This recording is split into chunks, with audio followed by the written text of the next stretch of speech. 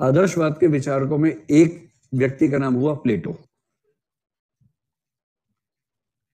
तो प्लेटो की पुस्तकों में जो पुस्तक सबसे ज्यादा प्रसिद्ध हुई उसका नाम है रिपब्लिक। प्लेटो चाहता था कि गणतंत्र की स्थापना हो, और उस समय क्या था कि ग्रीस के बहुत सारे राज्यों में ना उठापटक चलती रहती थी हर समय। वो उठापटक ना हो, देखिए सारे डेवलपमेंट की शर्त है कि कानून व्यवस्था ठीक से बनी हो। अगर कानून व्यवस्था ठीक नहीं है तो डेवलपमेंट किसी भी तरह का हो ही नहीं पाएगा। इसलिए कई दार्शनिकों को चिंता रहती है कि कानून व्यवस्था ठीक रहनी चाहिए, राज्य इतना मजबूत कम से कम जरूर हो कि वो चीजों को मैनेज कर ले, और दार्शनिकों को दार्शनिक होने की छूट मिल सके, फ्री होकर सोच सके, इतनी तो उनको सुविधा चाहिए ना कम से कम। इसलिए प्लेटो ने, ये सब लोग बेसिकली फिलोसफर्स हैं, इनको राज्य में बहुत दिमाग नहीं लगाते हैं, लेकिन राज्य भी, सरकार भी उनके चिंतन का एक पक्ष होता है। और प्लेटो का मानना था कि एक अच्छा शासन तब होता है जब कोई शासक फिलोसफर किंग होता है। दार्शनिक राजा की धारणा, राजा तो दार्शनिक होना चाहिए, राजा तो दार्शनिक को होना चाहिए। क्यों दार्शनिक को होना चाहिए? तो उसने कहा कि शासन ठीक से चले। दार्शनिक में क्या खास बात है? दार्शनिक व्यक्ति सांसारिक सुख भोग से बहुत ऊपर उठ चुका होता है, उसको सांसारिक आकर्षण परेशान नहीं करते। मतलब पैसे की इच्छा, बाकी इच्छाएं, उसको उन सब का छोटापन, उन सब की क्षुद्रता समझ में आ चुकी होती है। क्योंकि दार्शनिक स्वार्थी नहीं, ऐसा नहीं कि स्वार्थी नहीं होता, उसे स्वार्थ का स्तर बहुत ऊंचा होता है। उससे वो छोटी चीजें आकर्षित नहीं करती जिनके आकर्षण में समाज का लगभग अधिकांश हिस्सा उलझा रहता है। एक व्यक्ति ने बड़ा सुंदर वाक्य बोला है, आप इस पर गौर करें कि इसका अर्थ आप समझ पा रहे नहीं। संत वह नहीं है जो संसार से हार मान लेता है, संत वह है जो अगर संसार में आ जाएगा तो सबको हरा देगा, और उसको पहले से पता है कि इस रेस में दौड़ना ही बेवकूफी है। सच्चे संत की बात हो रही है, झांसाराम जी की बात नहीं हो रही है। सच्चा संत, सच्चा संत वो होता है, वो संसार से भागता नहीं, उसको संसार से दिक्कत नहीं कि मैं संसार में जाऊंगा, नौकरी करूंगा, व्यापार करूंगा, चल पाऊंगा या नहीं चल पाऊंगा, ये सब मामला नहीं है। अगर वो पूरे मनोयोग से उतर गया तो किसी का भी बैंड बजा देगा, और उसे पहले से पता है कि इसमें पंख में कीचड़ में उतरने का फायदा ही क्या है।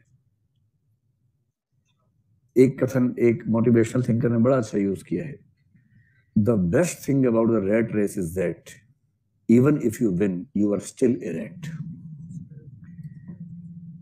कई लोग यूज करते हैं इसको।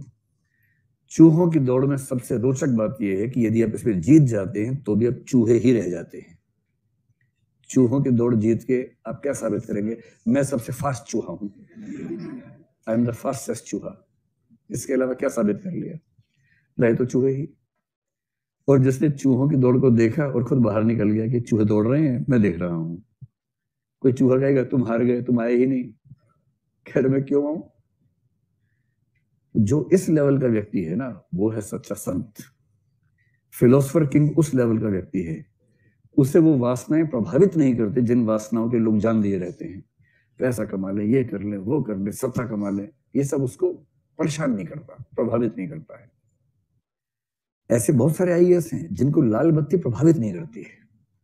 लाल बत्ती मिलती है, अब तो खैर नहीं मिलनी बंद हो गई, जब थी तब भी यूज भी करना ही पड़ता था उनको, लेकिन उनको कभी वो चार्म नहीं रहता कि मेरे पास ये अधिकार है। ऐसे कई आईएएस आईपीएस होते हैं जो अपने मातहत लोगों को बोलते हैं कि सलाम मत ठोकना मुझे भूल के भी। जब वो उतरते हैं ऑफिस जाते को सलाम ठोके, पहले उसी खबर लेते, क्यों सलाम ठोका? नहीं, ठीक से बात करो, नमस्ते करो, बस, और कुछ ही करना है। मतलब मैं आईएएस बन गया तो तुम बोने थोड़ा ना हो गए, तुम मनुष्य से नीचे थोड़ा ना चले गए, तुम भी मनुष्य हो, मैं भी मनुष्य हूं। संयोग से मैंने एक एग्जाम दिया, संयोग से पास हो गया, तुम्हें वो परिस्थितियां नहीं मिली, मौका नहीं मिला, नहीं बन पाई। इतना ही तो अंतर है। इतने अंतर पे एक मनुष्य दूसरे मनुष्य को सलाम ठोके, रात दिन जी हजूरी करे। जी हजूरी करने वाले की तो मजबूरी है, जो करवा रहा है उसके टुच्चेपन पे गौर कीजिए। जिसको दूसरों से सलाम ठुकवाना अच्छा लगता है उसके हल्केपन पे गौर कीजिए। वो कितना चीप किस्म का इंसान है कि उसके सामने दूसरा इंसान अपनी पूरी इज्जत को दांव करके सलाम ठोकता है और वो उसको एंजॉय करता है। जो कायदे का इंसान होगा ना, फिलोसफर किंग, उसे इन हल्की चीजों में सुख नहीं मिलता है, मुक्त है इन चीजों से। और जो इन चीजों से मुक्त होगा वो करप्ट क्यों होगा, लालची क्यों होगा, वो अपने निजी हित के लिए देश का नुकसान क्यों करेगा। और इसलिए प्लेटो ने कहा, प्लेटो को हम विस्तार में पढ़ेंगे आगे चलकर, प्लेटो ने कहा कि 3 तरह के लोग हैं, एक साहसी लोग हैं, एक व्यापारी लोग हैं, एक ऐसे लोग हैं जो ज्ञानी लोग हैं। ज्ञानी में से एक व्यक्ति राजा बन जाएगा तो बेहतर रहेगा, क्योंकि फिलोसफर व्यक्ति को बहुत असर नहीं पड़ता है। दूसरा, जो फिलोसफर व्यक्ति है उसमें न्याय का सद्गुण होता है। और प्लेटो ने कहा कि जो एक सद्गुण सबसे महान है वो न्याय है, जस्टिस है। जस्टिस व्यक्ति में भी होना चाहिए, राज्य में भी होना चाहिए। तो राजा यदि जस्टिस करने की स्थिति में है तो वो राज्य अच्छा ही चलेगा। इसलिए फिलोसफर किंग होना बहुत जरूरी है। उसने कहा 3 तरह के लोग हैं, कुछ साहसी हैं, योद्धा किस्म के लोग हैं, कुछ व्यापारी हैं जो लालची किस्म के लोग हैं। यदि आपने किसी व्यापारी व्यक्ति को राजा बना दिया तो वो देश को बेच खाएगा, अपने स्वार्थ के लिए देश को बेच देगा। और यदि आपने किसी योद्धा व्यक्ति को राजा बना दिया तो वो अपने हार्मोन्स को कंट्रोल ना करने की वजह से युद्ध में झोंक देगा देश को। तो एक बेच खाएगा, एक युद्ध में झोंक देगा। और ऐसा राजा क्यों चाहिए जो अपने स्वभाव को कंट्रोल ना करने की वजह से अपने देश को बेच दे या अपने देश को युद्ध में झोंक दे। इसलिए कहते हैं आप जितने ऊंचे पद पर हैं उतना शांत होना सीख जाइए। चंद्रमा को मस्तक पे धारण कर लेना चाहिए एकदम। जितने ऊंचे पद पे हो उतना झुक के रहो। आपको लोग बहुत गालियां देंगे, बहुत बुरा मानेंगे, नाराज होंगे। ऊंचा होने का एक ही मतलब है, हर किसी की नाराजगी को बहुत प्रेम से सहन करने की ताकत।